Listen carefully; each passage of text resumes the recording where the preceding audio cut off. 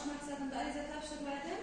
Yo'l yo'riqlarini ko'rsatdilardan men arizam chiqadi. Endi hamroh ayol bo'yicha kredit taklif etib turibdilar. Men ham shu hamroh ayol kreditini olsam mana hechnasi yo'qmi?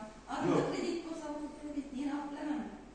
Sizda agarda hamroh ayol dasturi bo'yicha arizangizni skoring talablari bo'yicha o'tib kelsa, ya'ni sizni muammo qarzlardan keyin boshqa niyatda qarzlar bo'lmasa, tadbirkorlarimiz avval yurib turgan bo'lsangiz ham, toza boshlar bo'lsangiz ham, hamroh ayol dasturi bo'yicha kredit olishga bor. Faqat bir narsa, hamroh ayol dasturi platformasini ariza berasiz, o'zingiz shaxsiy hujjat bilan shu platformada o'tib keladi, ular sizga kredit berishga tayyorlar. Adımızda kredit var ekan, lekin muammolar bo'lmaydi. Yo'q, bo'lmaydi. Yine kredit berib Yo'q, bersak bo'ladi, muammo bo'lmaydi.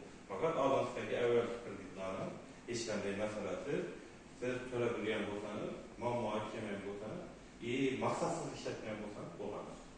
Rahmat. Savolingiz yo'qmi? Rahmat. Yana kimdan muammo bor?